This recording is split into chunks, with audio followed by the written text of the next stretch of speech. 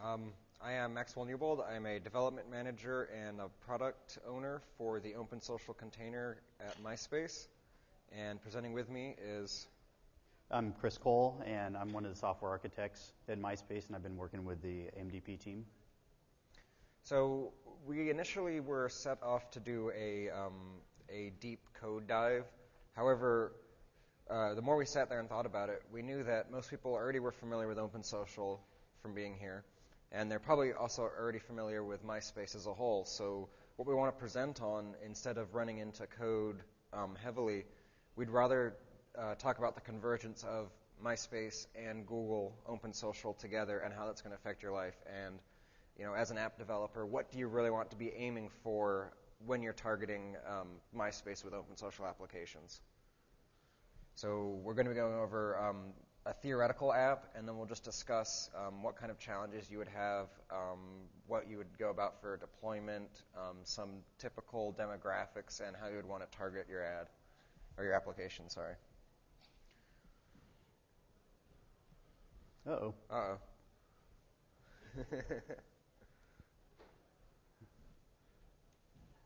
Yeah. So MySpace Developer Platform is a larger entity than OpenSocial. We actually have REST APIs that have been around for about a year. They previously were only open to partners. And then we transformed them a bit and put out a newer version that works with OpenSocial. We'll continue moving forwards to OpenSocial 0.8, doing the RESTful APIs and all of that fun. But we also have a subset of the Gadget XML supported so that you actually need to go through and use our site to create accounts and whatnot. So it's not, we are OpenSocial compliant, however, it is not a Shindig container. So what works now? Typically, on other networks, we have very short lifespan apps. So things like glitter-covered vampires buying each other. That's sweet, right? There'll be maybe a couple million users on it, but after about a week, you're kind of bored of buying other glitter-covered vampires.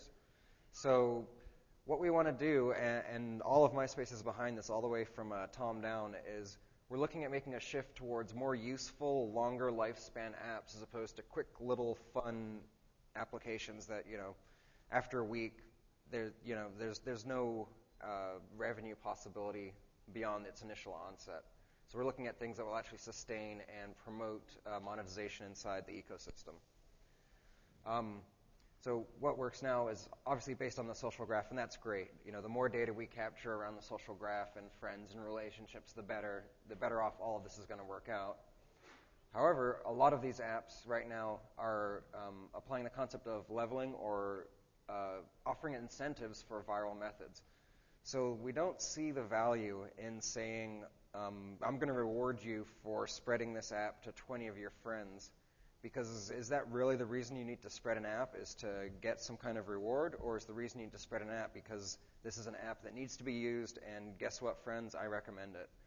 So we're looking at changing that a little bit. And again, because of the way that the viral methods are being leveraged, the install base, that's kind of the primary metric that apps look at right now is, okay, I have 5 million users. Well, really, what are they doing with your application? So we're trying to look more at user engagement.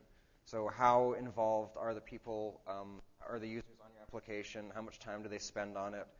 Is this a critical piece of functionality that, is going to give this app a long lifetime? So, as Max was saying, what's been working at MySpace, we're trying to change the paradigm a little bit, because what we've seen at Facebook, and anyone who's been on Facebook for an extended period of time, it gets to be a little much, and I know I'm made the F word, but other competitors out there have been working on building app development space, and it's just been a good way to say it was they're a version of a massively multiplayer online game, but it's not a really deep and interesting version. So the lifespan's very short. And we're looking towards what is going to really be creating compelling value, adding new features that are not currently found, engaging in ways where you maybe are branching outside the current social applications and, leveraging in the enterprise, leveraging in, make a tie into Netflix. There's all these great opportunities that people have become so focused on short-term viral propagation of their application that they haven't really thought about long-term value propositions. Right. So what kind of, value adds can applications offer?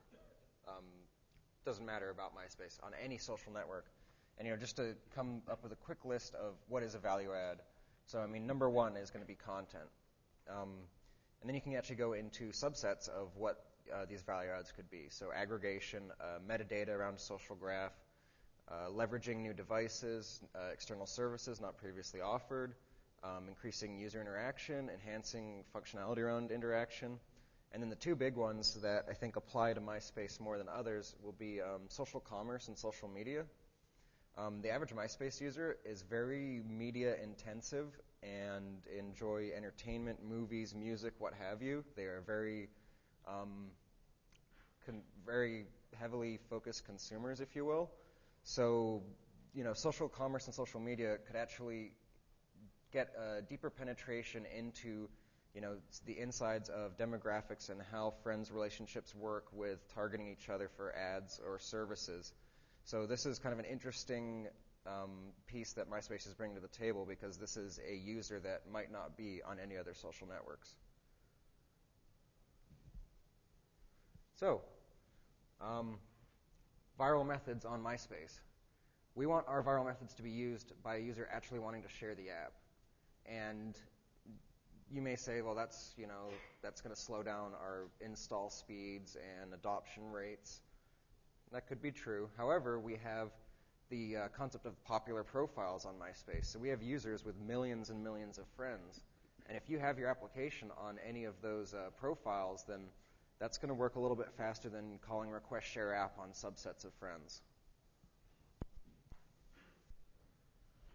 So, as many of you are probably aware, there was a very public announcement, and Tom stepped in a way that we haven't seen before because he felt so strongly about this, and we've been alluding to this. There's been a change in the terms of service.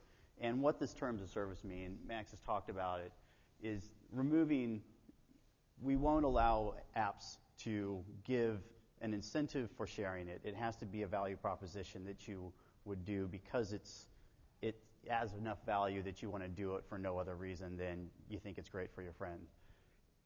The real reason this has been done is because we have such a focus on the users, and it's really about what the user experience is going to be and what's going to work for the users. Because right now, some of the other platforms have been leaning a little too far towards what's going to work for the developers and the viral propagation that the developers want to see. And we're making this move to shift back. So it's going to be very interesting to see how this develops. In the next few slides, we're going to show you some stats on existing stuff and talk a little bit about that. And we're also going to reflect a little bit on how this perhaps is going to affect how those viral rates go in the future. So really quickly, a word about how to design for MySpace. We have some unique constraints and conditions going on MySpace that you may not see in other social containers. So friends doesn't have to mean friendship. We have tons of user types, and a user doesn't even have to be an actual physical entity. It could even be a concept. Some of the more worthwhile friend types to be targeting would be things like bands, artists, comedians, movies, celebrities, you name it, politicians even right now. So, we have this different style of relationship that needs to be leveraged properly. You can't always assume that just because Barack Obama is someone's friend that they actually want to get super poked or what have you. And then, as I briefly mentioned before, we also have where users can have millions of friends. So you need to take into account the technical challenges with displaying and batching and paging through millions of friends, and how do you actually store that on the back end and aggregate things like that. And again, these users that we'll call popular users, that would be a massive adoption of your app if you can get it on their profile view. Do you want me to do this? Yeah. This is the latest version of Excel. We've had a little bit of problem on Vista with it. So really quickly, what we're explaining here, and obviously the graphs are a little bit funny, but we just wanted to show the curves. So based on the number of friends that a user has, actually, how many users have the most friends? And you can see we have a really, really steep acceleration, and that's because the very, very small percentage of MySpace users have over 10,000 friends. Now, they're probably the ones you want to target, but there's also a very, very small amount of them comparatively. It's something like 0.1%. And again, how do friend count, how will it affect profile views? Well, obviously, the more friends, the more profile views, and it's a pretty straight acceleration once you get off of the short tail where it's almost flat. Mind if I grab that pointer? So this is some data we pulled out on app installation trends from a handful of applications just to kind of illustrate what's going on. So it's not actually a continuous line. These are data points that have then been lined. Over here is roughly when we initially launched. There was a handful of applications. Shelfari, Picnic were among them. Ace Texas Hold'em, which is now just Texas Hold'em. And you can see over there, they started at a rate of, 50, 100 a day. And they gradually came up and then peaked out. And they've been holding fairly steady, which is kind of interesting because it begs the question of, is it holding steady because people are actually using the application, or is it holding steady because it just hasn't got enough penetration to hit the viral mushroom? Over here, we see things like, so Truthbox came on, and it had a pretty good trajectory. This data point right here is actually a little bit of an interesting study. This was the only data point that was taken on a weekend. So some applications had completely flat install rates, and applications that were more kind of the casual game, like Own Your Friends, their app install rate quadrupled on the weekends. So depending on what your app is targeting, you can think about that. I don't know how you would necessarily leverage it, but it would be things to prepare for, and especially when you're thinking in terms of scalability, what your peak usage times are, when you're going to see load problems, when you should be doing maintenance windows, that kind of thing. And then right here, this is kind of where Own Your Friends just hit the critical mass, and the install rate just absolutely shot up through the roof. And you can see the movies is doing the same thing. Truthbox, it's just kind of up and down all over the place. I haven't analyzed the data enough to know what actually happened here, whether that's a false data point or if something actually did happen. But just so you have an idea of how these install rates can go, and just because you have a flat curve doesn't necessarily mean your app's not successful, depending on how it's engaging your users. This is not cumulative installs. This is the install rate in a day, so in a 24-hour period. So you can see the cumulative installs is considerably higher. I think Own Your Friends is about 33.5 million right now. But I would imagine most of those are not actually active users. They installed it and used it for a while and perhaps have moved on to other things. And this is just talking a little bit about the categories. This data has actually been reflected in other studies, but we're seeing pretty much the same stuff. Fun stuff in games, video, and what is this one? Yeah, video, dating, relationships. So these are the big categories. People are still kind of in that box of games is what these applications are going to be. There are other things, and then there's maybe 5 or 10 other categories that aren't even on this chart, and they're just kind of 50. And this is number of applications that have put themselves in that category. So clearly there's some opportunity down here that hasn't been fully exploited. Okay, so let's start discussing our theoretical app that we are going to build on OpenSocial and target on MySpace. So I am coming up with a very creative name of Social Metadata Application.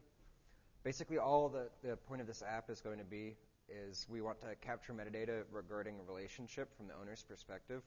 So I could tag Chris as colleague and describe him as a little bit shorter than me. And then looking.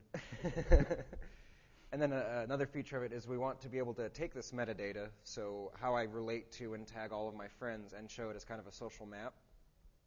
And then the inverse of that is if my friends start installing it and tag me, how do people see me? So we could have a social map just looking outwards, and then one from the outside in. And then, the friends data recording, the idea behind spreading this app is to get a complete picture of your social graph or social mapping.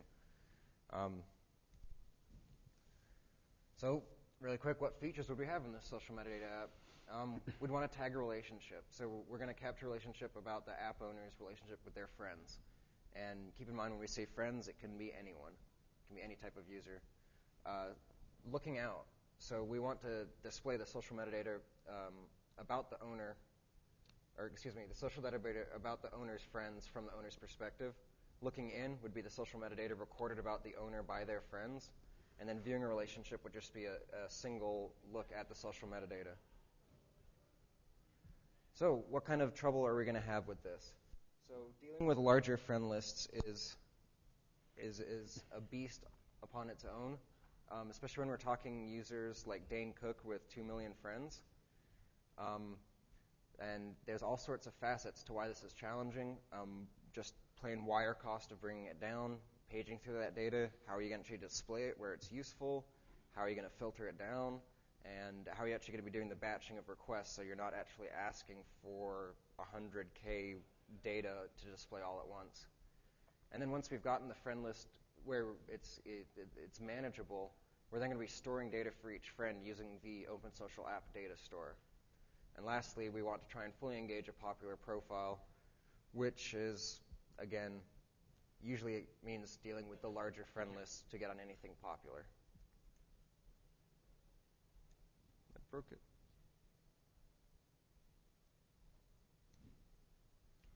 Okay, so implementation of this. On our profile view, which is as the MySpace user, this is my publicly facing profile page. This is where we'd want to have the view relationship.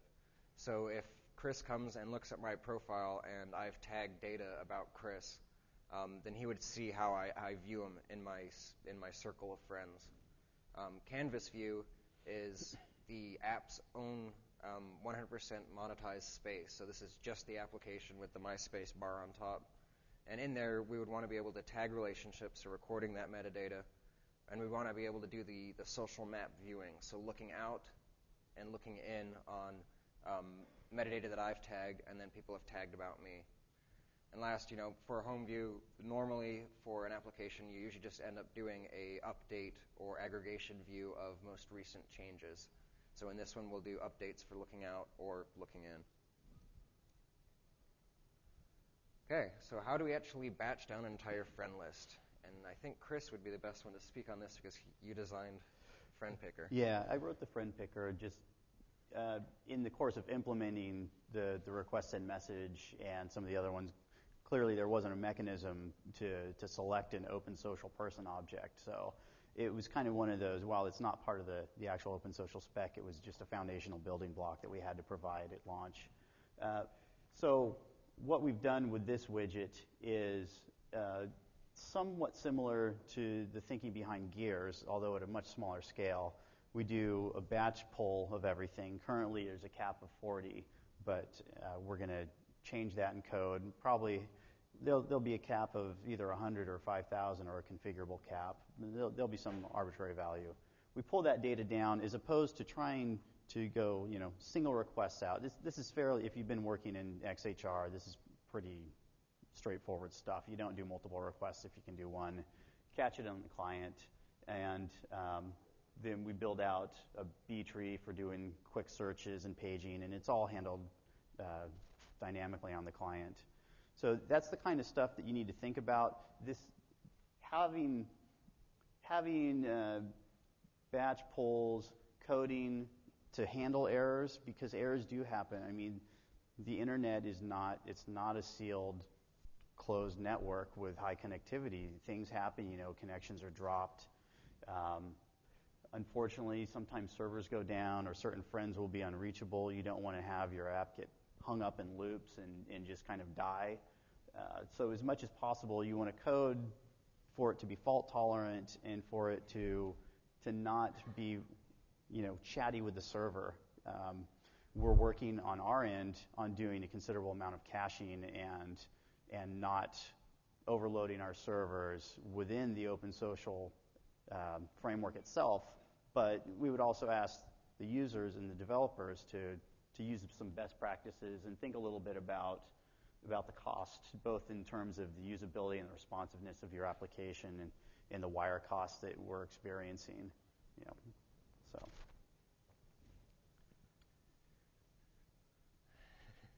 So, and this is a continuation of this.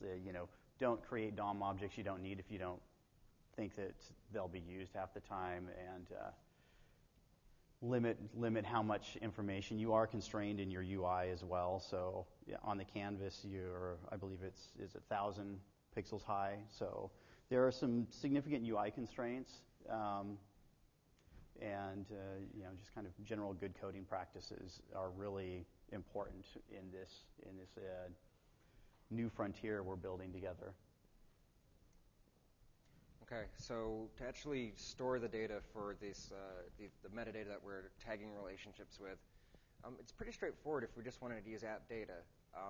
I'll go into what the problems with this would be, but if you wanted to do it, you could simply do a new fetch or update app data request against the owner object, and you'd be keying using the friend ID for your key name, and then your key value is just going to be any JSON string, however you want to describe it.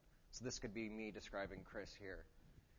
The problem with this is, let's say I have millions of friends and I want to pull back the most recently updated app data, so the most recently tagged relationships. There's not a way right now to efficiently do that. So, a lot of devs are going the route of doing third-party database servers on their own and using make request. A number are using hosted services like Amazon's databases. That's fine as well. But app data, is designed to just be a kind of a lightweight data store. And when you get into the millions or even hundreds of thousands of rows, you've really run out of way to process it efficiently. And you don't want to pull all this data down on the client and do sorting there. So, I would highly recommend looking into doing either the hosted or rolling your own persistence layer for pieces like this. And do also consider, if you choose to do something like cookie storage, you need to make that fault tolerant as well, because you're sharing it with all the apps that's in the app domain of all the apps that the user might have. So you can't, even though you set cookies, you can't guarantee that the next time the user returns, they're still going to be present. They very well could be overwritten. Right. And you also need to take into consideration that those cookies could be stepped on by other applications because they're all shared inside our jail domain. Yeah, you don't choose a common name like user ID. My user info. Okay, so we have an app, and now we want to try and get it on some popular profiles. So what do we need to worry about? We need to minimize the load time. So a lot of these apps will just go nuts right away and hit the API and make requests, depending on where they're storing their data. And doing aggregation on the client itself, that's bad. You need to try and push aggregation off to the server side in the cloud somewhere, and then let the user agent just be doing the actual display. And it's got to be minimum data because we're limited in UI space, and you don't want to choke the browser because there could be multiple apps. And if you're thinking about a popular profile, there could be multiple apps all trying to pull down millions of friends at the same time. And you also want to actually, you're not promoting installing apps or request share app through incentivization. So you actually need to engage the viewer to encourage them to install the app. And a reason being would be, now you can tag how you are related to this popular person, and they will see how you relate to them. And again, aggregation is key. So any kind of metrics, any kind of actual data you need to display needs to be rolled up and showing the newest, best user-generated content to keep people continually interested and showing that the app is not static and is constantly changing. Okay, so we've gone through some of the challenges. So what actually happens now? So deployment is pretty straightforward for us. You go ahead and create your account on developer.myspace.com, get approved, upload your source, and then what happens is the app goes through an application review process. This is something special to MySpace. This is a manual and automated review, and the reason for the manual piece of it is we need to catch contextual offenders and obfuscated violations. So there's on these other containers, there's no way to catch things like underage drinking applications that are just a contextual offense. There's no way to catch that short of being reported. So part of ensuring the safety that goes along with being a MySpace user, because we do have users at age 14 and up, this needs to be reviewed, and they're very hard, fast on blocking violations like that. Terms of service just basically addresses what is allowed, what types of conduct you can't do in trying to spread your application, so on and so forth, stealing cookies, things like that, just trying to be naughty. You should read the terms of service and the developer guidelines, particularly if you are trying to monetize an application, because we get a lot of feedback on the forums of people being very frustrated in their app being denied and not understanding why it's being denied. So that'll save you a lot of pain.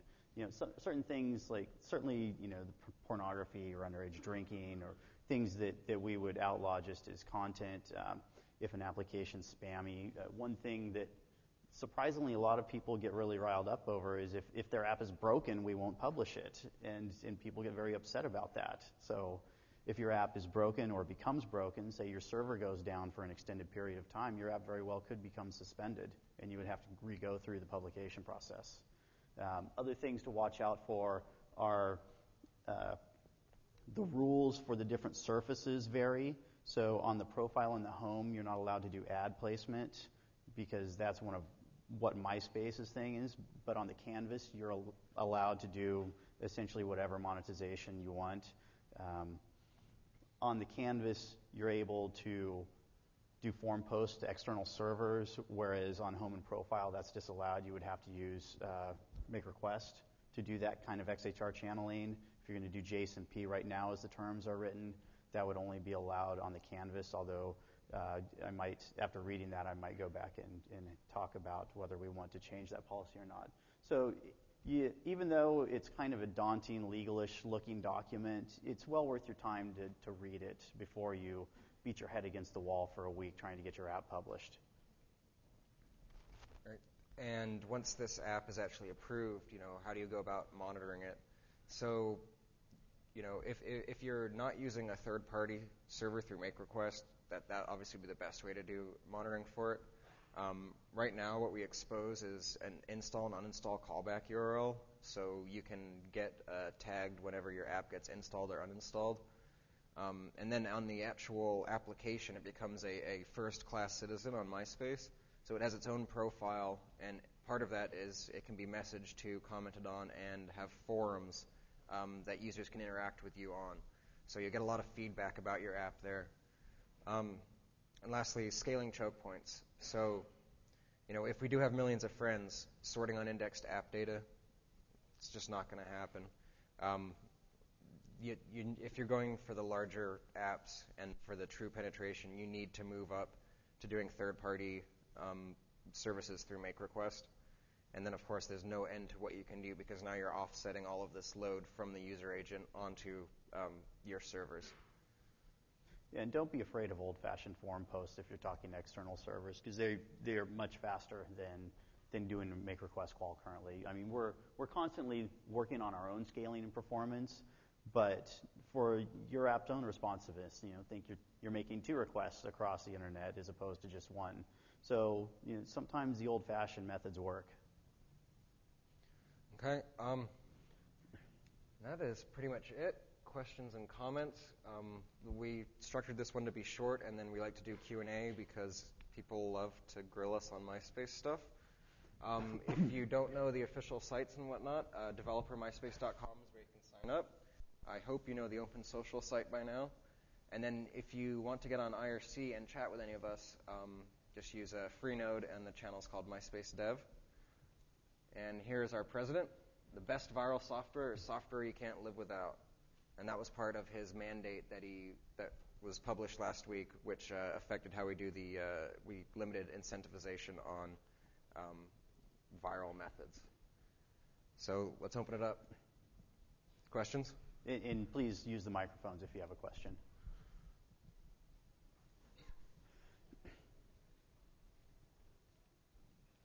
Hi, I'm Jason. I noticed that MySpace has a ActionScript 3 implementation of the OpenSocial JavaScript library, and none of the other containers I saw have that. I just wondered if you could talk a little bit about how that is used to write an OpenSocial application in ActionScript and compile in Flash, and if that's supported. Because as far as I've seen, until the REST APIs become available, there's really no other way to authenticate. And maybe if you could talk a little bit about how you got around the authentication issues from a Flash widget. Okay, so I'll speak to the first point. So ActionScript, we have a couple of different ActionScript libraries. I'm assuming you're talking about the OpenSpace, I think is what it's called. Okay. So that is a direct port of the container code that was written in JavaScript. And that's about to actually change. So previously, we had a different code branch being maintained just for ActionScript 3. What we're doing is we're switching the Flash rendering model on MySpace itself so that you'll have allow script access and allow networking enabled will be enabled. So what you're going to actually do is you can use external interface through Flash to speak with the JavaScript container. That way you get all of the messaging and the IFPC style calls that you can't do in Flash right now. So that's looking at rolling out in the next 2 weeks. And that would only be for Swifts registered with an application? Correct.